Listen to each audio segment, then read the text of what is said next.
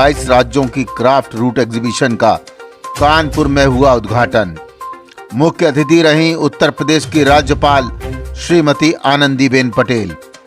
उत्तर प्रदेश की राज्यपाल के सुझावों को अगर माना जाए तो देश में बदल सकती है शिल्पकारों की जिंदगी। कानपुर से doctor Krishna Tripathi, bureau chief. Craft की दिशा में ये संस्था काम कर रही है।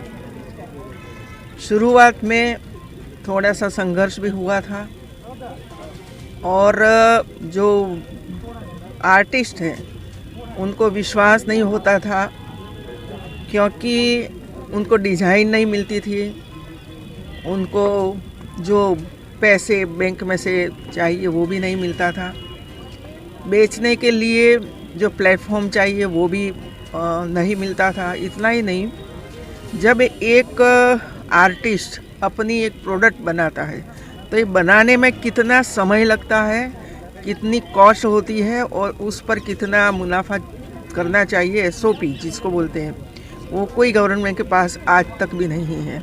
तो ये एक तो करने की ज़रूरत है।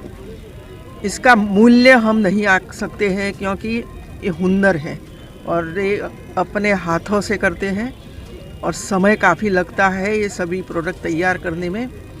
और ये फैशन की दुनिया है, हर बार फैशन बदलती जाती है और सबको अलग अलग प्रकार के फैशन वाली चीज़ें चाहिए।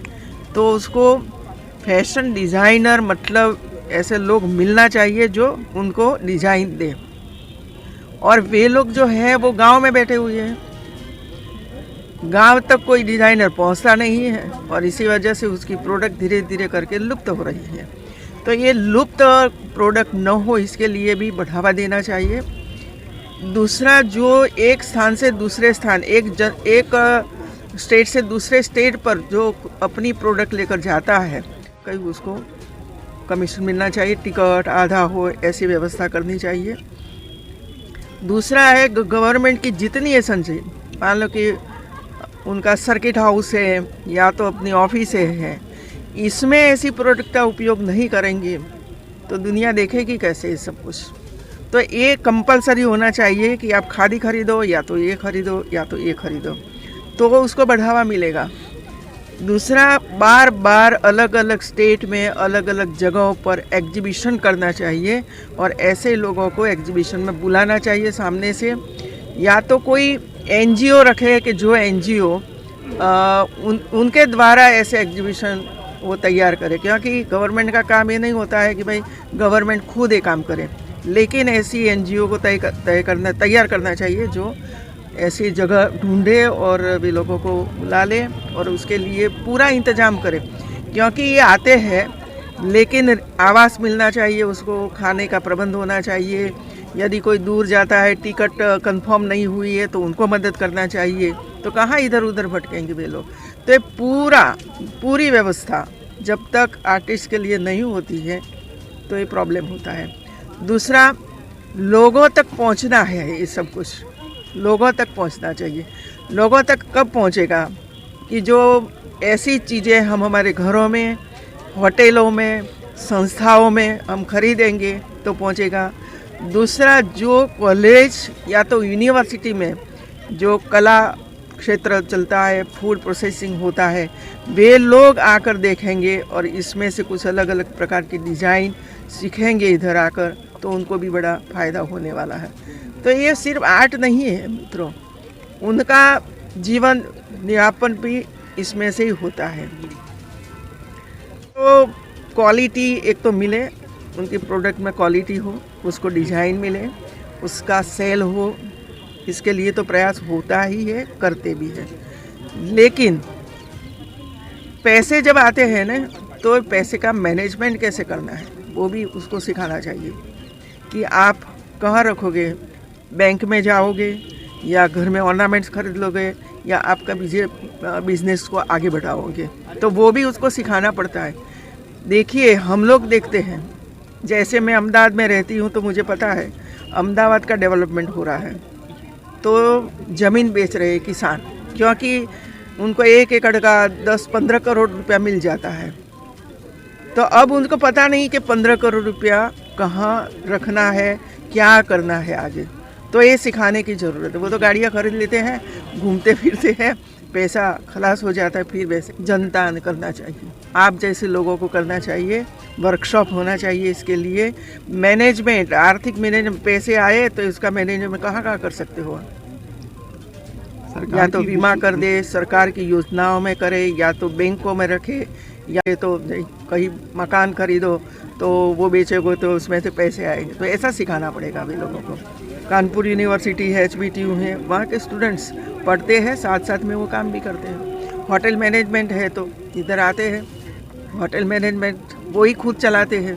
यूनिवर्सिटी में जो है गेस्ट हाउस उनको दे दिया है कि आप चलाइए, इसमें मुनाफा होता है तो आप लीजिए। तो बच्चे सीखते हैं, आर्थिक उपार्जन भी करते हैं, पढ़ते हैं, सब कुछ बढ़े, उसके बच्चे कैसे आगे बढ़े, उनको कैसे नई नई डिज़ाइनें प्राप्त हो, ये सब कंप्यूटर का उपयोग ये कैसे करें, ऑनलाइन वो लोग कैसे बेच सकते हैं, वो सब कुछ उसको सिखाना चाहिए। आपको लगता है कि एक कोष की स्थापना होनी चाहिए इस तरीके के शिल्पकारों? नहीं हो, है ही नहीं, ऐसा नहीं है, लेकिन इसके बाद क्या, तो उनको मान लो कि एक बच्चा सीख गया, अभी उसको अपना करना है, तो अपना करना है तो पैसा तो चाहिए ना, तो बैंक के साथ उनको जोड़ना पड़ेगा।